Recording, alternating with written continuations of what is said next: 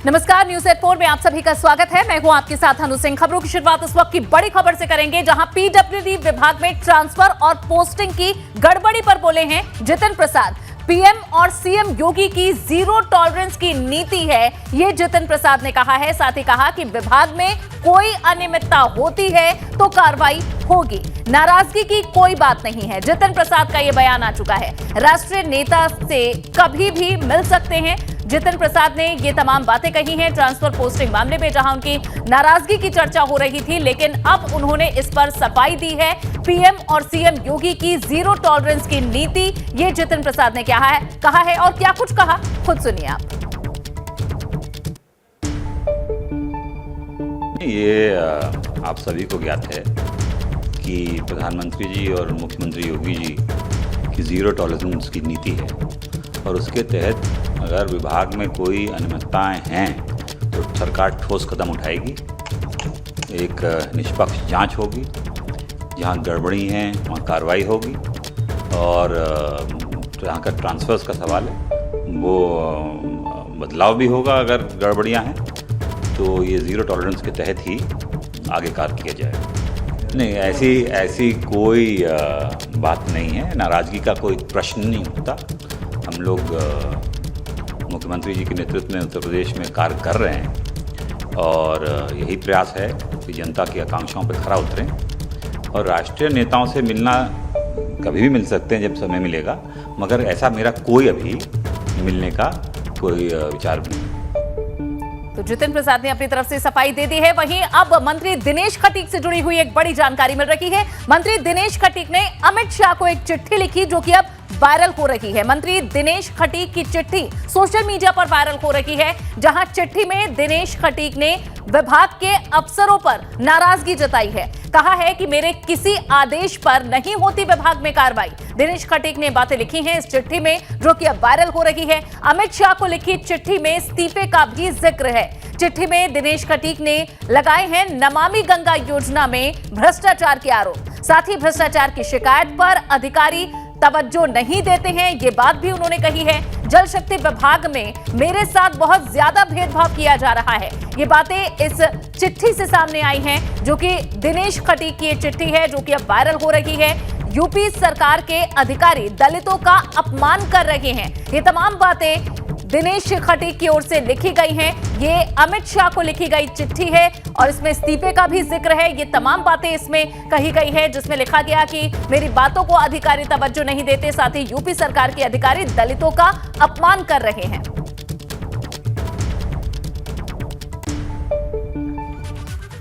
अमित शाह को दिनेश खटीक की चिट्ठी की बड़ी बातें क्या हैं, ये अब आप जान लीजिए। जहां अमित शाह को दिनेश खटीक ने चिट्ठी लिखी, जल शक्ति विभाग में मेरे आदेश पर कार्रवाई नहीं होती, ये बात उन्होंने कही। विभाग में बैठक की मुझे सूचना नहीं दी जाती। कहा कि मंत्री को केवल गाड़ी उपलब्ध करा देना ही राज्य मंत्री का अधिकार समझते हैं। मैं दलित जाति का मंत्री हूं, इसीलिए मेरे साथ भेदभाव किया जा रहा है। साथ ही लिखा कि विभाग में नमामि गंगे योजना के अंदर भी भ्रष्टाचार फैला हुआ है। मैं अधिकारी की शिकायत करता हूं तो उस पर कार्रवाई नहीं की जाती। साथ ही लिखा कि मेरे विभाग में स्थानांतरण के नाम पर गलत तरीके से धन वसूली की गई। ऐसी स्थिति में राज्य मंत्री के पद पर काम करना बेकार है। इन बातों से आहत होकर त्याग पत्र दे रहा हूं। ये मुख्य बातें हैं जो अमित शाह को चिट्ठी दिनेश खटीक ने लिखी हैं। उसमें इन तमाम चीजों का जिक्र किया गया है। खुलकर अपनी जो व्यथा है, अपनी जो पीड़ा है, वो उन्होंने जाहिर की है। अपने आप को कैसे लाचार वे महसूस कर रहे हैं, क्योंकि विभागों की बैठक में बुलाया नहीं जाता, अधिकारी उनकी बात नहीं सुनते। ये तमाम बातें कही गई। साथ ही कहा कि मैं दलित जाति का मंत्री हूं, इसीलिए मेरे साथ भेदभाव किया जा रहा है। दिनेश खटीक ने अमित शाह को चिट्ठी तो लिखी, लेकिन आज वो मीडिया के सवालों से बचते रहे। सुबह में जब मीडिया कर्मियों ने उनकी नाराजगी की वजह जाननी चाहिए, तो वे केवल ये बोलते रहे कि कोई विषय नहीं है। सिर्फ 2 मिनट के लिए बताओ। कोई विषय नहीं है यार। जिस तरह की जानकारी मिल रही है भाई साहब, कोई विषय नहीं है। इस्तीफा दिया है नहीं भाई? इस्तीफा दिया है भाई, कोई विषय नहीं। तो अपनी चिट्ठी में तमाम बातें लिखी, लेकिन मीडिया के कैमरे पर बोलने से इनकार कर दिया। दिनेश खटीक की नाराजगी की खबरों पर अब अखिलेश यादव ने भी ट्वीट किया है। अखिलेश यादव ने क्या लिखा है, ये भी जानिए। उन्होंने लिखा कि जहां मंत्री होने का सम्मान तो नहीं परंतु दलित होने का अपमान मिले, ऐसी भेदभावपूर्ण भाजपा सरकार से त्यागपत्र देना ही अपने समाज का मान रखने के लिए यथोचित उपाय है। कभी कभी बुलडोजर उल्टा भी चलता है। अखिलेश यादव ने इस पर यह कटाक्ष किया है। उत्तर प्रदेश के पूर्व मुख्यमंत्री समाजवादी पार्टी के मुखिया अखिलेश यादव ने खटीक की चिट्ठी पर अब ये ट्वीट किया है।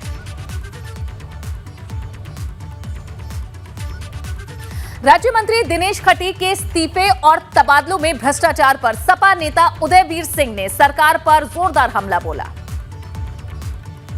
दिनेश खटीक बेचारे ये समझे कि शायद सामाजिक न्याय होगा, उनका हक मिलेगा, दलित पीड़ित शोषित वर्ग के जो मंत्री हैं उनको भी अपनी बात बोलने का मौका दिया जाएगा, इसलिए उन्हें खराब लग रहा है। उन्हें मालूम होता कि हमको भी कर्मचारियों की तरह रखा है तो उगाओ और पहुंचाओ, तो उन्हें न शिकायत होती न झगड़ा होता। अब महत्वाकांक्षाओं और अपेक्षाओं का झगड़ा है। यही पीडब्ल्यूडी में है।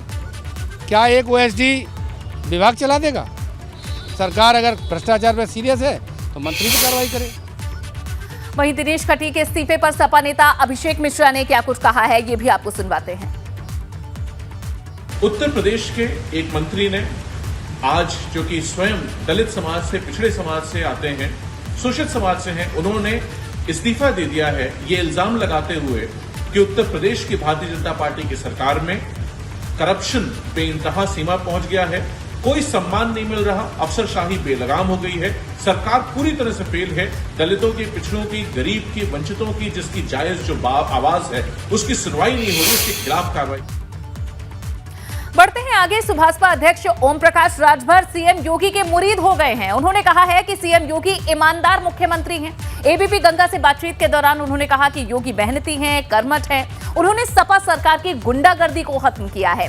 उन्होंने ये भी कहा कि इस सरकार में रंगदारी टैक्स से हम लोग बचे हुए हैं। और क्या कुछ कहा, सुनवाते हैं आपको। योगी जी के सामने जाके लोग जो ठंडे हो जाते हैं, योगी जी मेहनती हैं, कर्मठी हैं। देखिए, उसमें कोई दो राय नहीं है। और योगी जी ईमानदार भी हैं और मेहनत तो करते ही हैं। जितना वो मेहनत करते हैं उतना हमको तो नहीं लगता है कि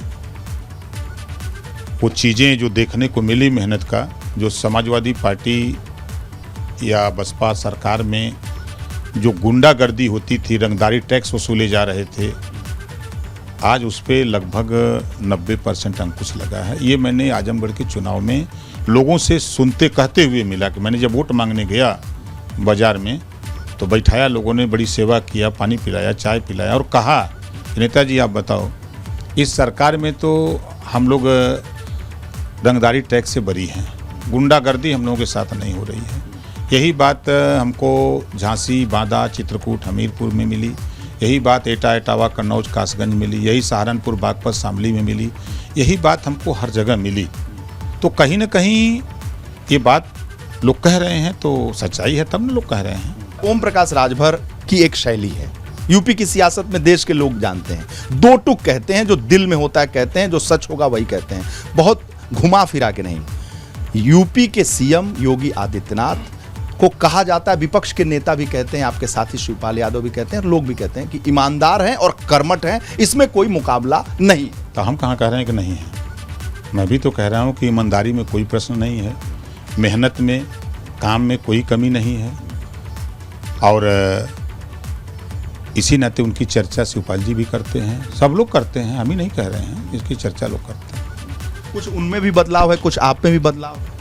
हमारे में कौन बदलाव है? और योगी जी में हम 3 बार मिले हैं अपने विधायकों के काम को लेकर के और क्षेत्र की कुछ समस्याएं थे उसको लेके, तो वहाँ जो चीज़ें मिली और जो उनके कैबिनेट में जो बयान आ रहे हैं कि भाई विपक्ष के भी विधायकों की बात मंत्रीगण सुने और गंभीरता से उसको लें, तो ये तो पहली बार, पिछले 5 साल में ये चीज़ नहीं था।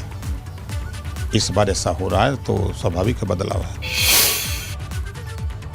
सीएम योगी की तो राजभर ने तारीफ की ही, वहीं साथ आने के संजय निषाद के ऑफर पर उन्होंने अपने ही अंदाज में जवाब दिया। वहीं अखिलेश यादव पर उन्होंने कहा कि अखिलेश नहीं रखेंगे साथ तो बसपा से होगी सियासी बात।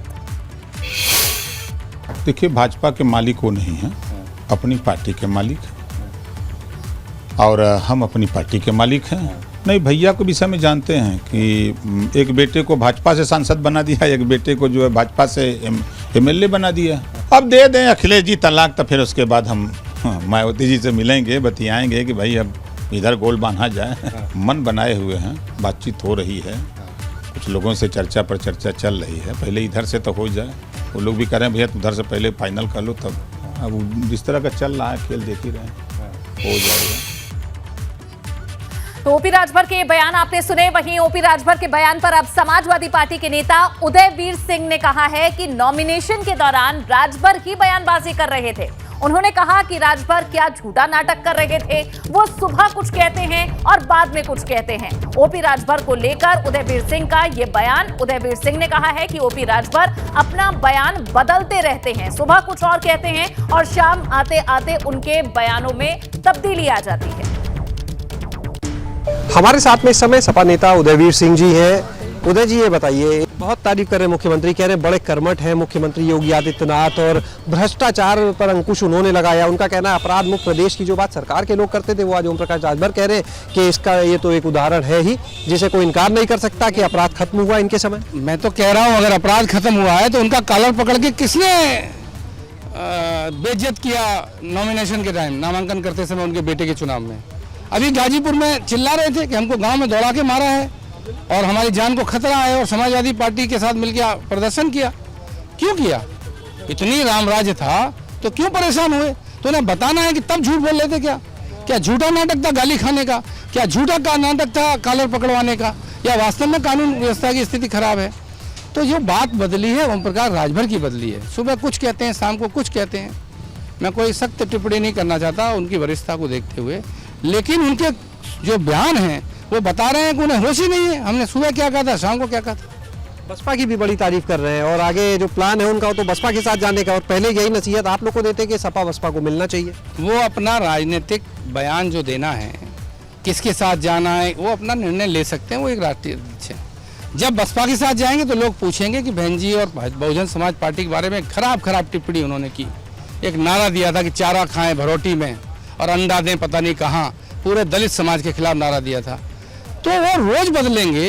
राजभर जी भी दिन रात कुछ कहते हैं कुछ कहते हैं। हमने अभी तक पार्टी ने कोई टिप्पणी कोई कमेंट उन पर नहीं किया, लेकिन उन्होंने बताना पड़ेगा कि अखिलेश जी इतने ही खराब थे तो इतने दिन तक उन्हीं की छतरी में क्यों बैठे थे, उन्हीं के साथ एसी में क्यों बैठे थे। राजभर जी भी दिल्ली से लखनऊ तक सबसे मिल चुके हैं, उनकी खुद की घोषणा है, तो उन्हें बताना चाहिए। जब मिले तो ऐसा क्या ज्ञान प्राप्त हुआ कि वो उनकी जो बेइज्जती की गई थी कॉलर पकड़ के बनारस में, गाजीपुर में, वो भूल गए और राम राज लगने लगा और एकदम अमृत वर्षा होने लगी। तो ये राजभर को बताना है, क्योंकि बात उनकी बदली है। समाजवादी पार्टी को क्या बताना है। कैमरा सहयोगी हरिओम के साथ शैलेश अरोरा, एबीपी गंगा, लखनऊ।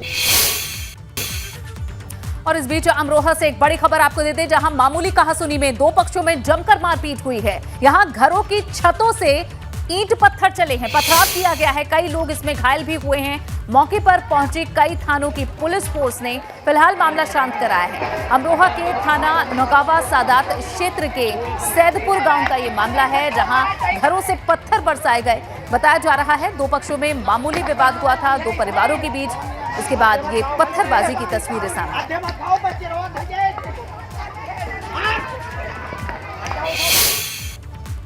और अब खबर गाजियाबाद से, जहां एक शातिर चोर मोबाइल चुराते वक्त सीसीटीवी कैमरे में कैद हो गया। मामला थाना सिहानी गेट इलाके के गांधीनगर का है, जहां अनंत मेडिकल स्टोर पर चोर दवा लेने के बहाने से गया और जैसे ही मेडिकल कर्मी दवा लेने अंदर गया, चोर ने मोबाइल पर हाथ साफ कर दिया।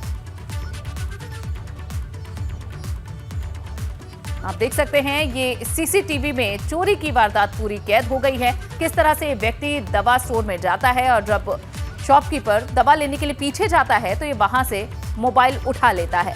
फिलहाल इस मामले में तहरीर दर्ज करा दी गई है।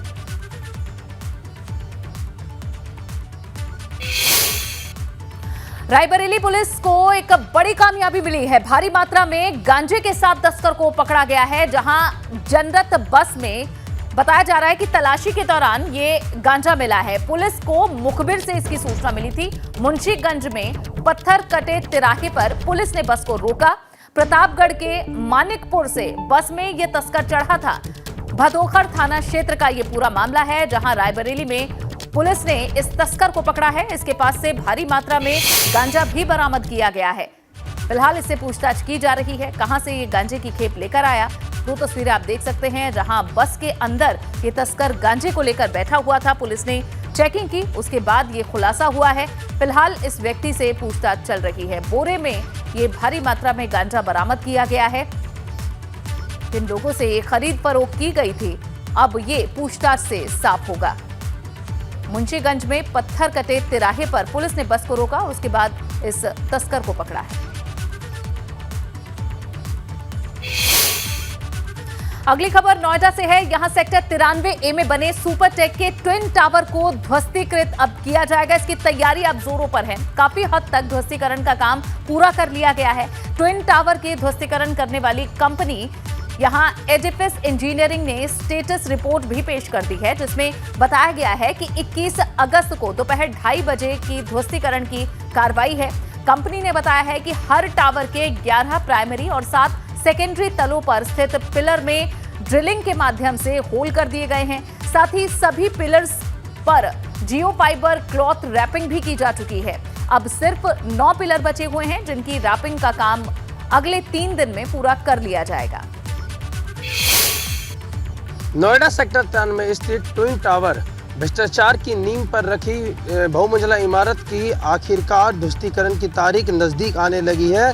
वहीं बात की जाए तो जो बहुमंजिला इमारत है, इसमें लगभग 70 से 80% काम कंपनी द्वारा पूरा कर लिया गया है। आपको बता दें कि एडिफिस इंजीनियरिंग नाम की कंपनी है जो इसके ध्वस्तीकरण के लिए काम कर रही है। साथ ही साथ जो इस पूरी बिल्डिंग को बाकायदा सिल्वर उससे ढका गया है। साथ ही इतना ही नहीं, जो इसके पिलर हैं उनमें ड्रिल मशीन से लगातार विस्फोटक सामग्री लगाने के लिए ड्रिल करने का, छेद करने का काम जारी है। अभी तक बात की जाए तो कंपनी द्वारा काम करते 11 प्राइमरी और 7 सेकेंडरी तलों पर स्थित पिलर में ड्रिलिंग के माध्यम से होल कर दिए गए हैं। वहीं आपको बता दें, इसके नज़दीक में करीब 2600 ऐसे परिवार हैं जो आसपास बिल्डिंग में रहते हैं, जिनको जब जो तारीख निर्धारित करी गई ध्वस्तीकरण के, उससे 3 घंटे पहले बाहर निकलना होगा। नोएडा संकेत कौशिक, एबीपी गंगा।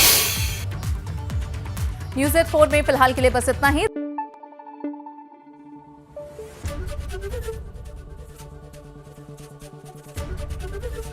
एबीपी गंगा, खबर आपकी, जुबान आपकी।